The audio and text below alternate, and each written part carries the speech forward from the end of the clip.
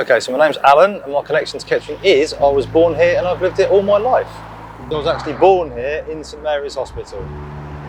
They were a really positive experience. I met some wonderful people and it actually inspired me to finish my book that I was trying to write at the time. So yeah, really positive and lovely.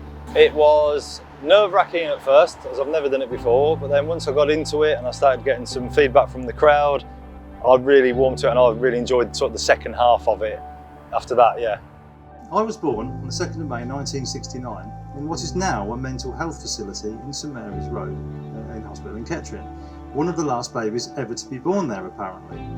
Within hours though, I was on the operating table, having 4 inches cut out of my intestines as I had a blockage. Not a great start, but I was okay. At 4 years old, our dog grabbed my face and mauled me, leaving me with really bad scars. But luckily I was very young, so you can hardly see them now. But I was okay. At 10 years old, my ankle snapped and I was back in hospital having a wedge put in behind it, and from that moment my foot stopped growing and was bent, so now I had a club foot as well. But I was okay.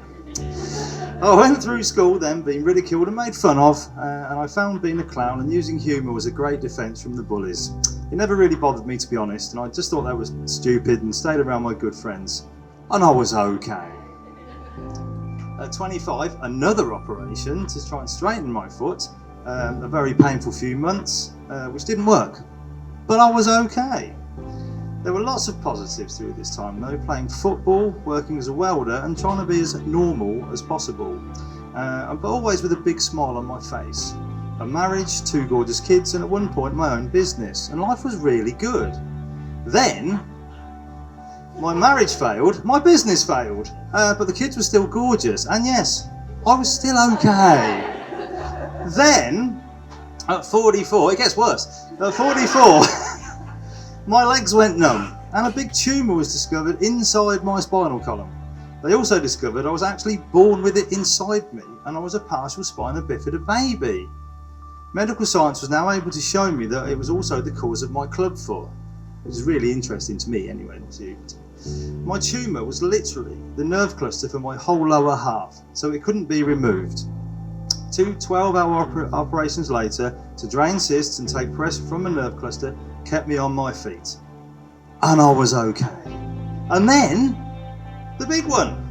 Rushing to John Radcliffe Hospital on a snowy November morning for my 3rd and what we thought was another routine operation on my spine, we were told that now the tumour had started growing and it wasn't going to stop.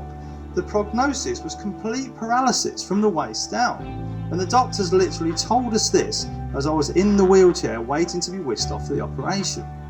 And then I was off, leaving my poor new wife Jenny standing there clutching a bag in her duffel coat, looking like a little lost Paddington bear, crying her eyes out. Not the best day I've ever had. Jenny was an absolute rock through all this, and I still try to go through life with a huge smile on my face, taking things one day at a time. And being a ridiculous optimist, which I am, I thought, well, you never know. We prepared for a life that was going to be completely different. And I was okay. Then, miracle of miracles, my 3rd operation, 2 years of recovery, and a lovely doctor rang me and said, "Oh, Mr. Coleman," he said, "they have no idea why, but it appears your tumour has stopped growing." Hurrah, I hear you say. Finally, right. I was unbelievably okay. So now I have a fantastic life, a fantastic wife, and even though I have to permanently use crutches or a wheelchair, I'm incredibly happy. When the doctors stood around my bed in Oxford and said to me, "You can't be a welder anymore, Mr. Coleman," it was all I ever did. Did I give up? Not a chance. I did something I'd always dreamed of and retrained myself as a 3D design engineer. My attitude to life is take one day at a time. Try and face up to your problems and challenges and stay as positive as healthy as you can. I work extremely hard on my physio to stay as healthy and strong as I can, so then in turn I can try and be strong for my family and friends. I've often wondered where I get my self from. My mum was a strong German woman, and I think I get all my fortitude from her. She died a week before my 48th birthday, and in my card she had written the message, sorry, wow, she is, wow. "Things will get better. which I had scanned and I now have it tattooed on my forearm. My dad was a hard-working, funny and wonderful idiot of a man, and I know I definitely get that side of me from him, the idiot part that is. My lovely wife took me to Rome for my 50th, and in the card it said, "Join me on an adventure." And I now have that tattooed on my other arm, as I honestly believe that life is one big adventure. So that's a bit of me. I always smile at people and I always try and be nice. It's quite simple, and I find life's just simple and nicer that way. I think life has a funny way of getting you to a place, even though the journey may not be what you expected.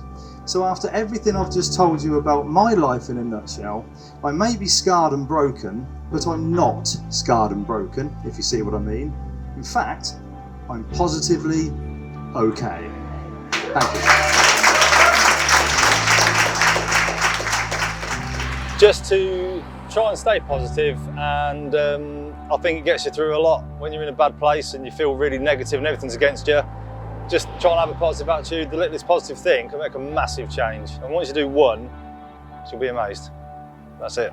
Just go into schools and places like that, or on the road, and just tell all our stories and try and inspire, and the kids and that. That's it really. Just spread the word. Be positive, be happy, enjoy life.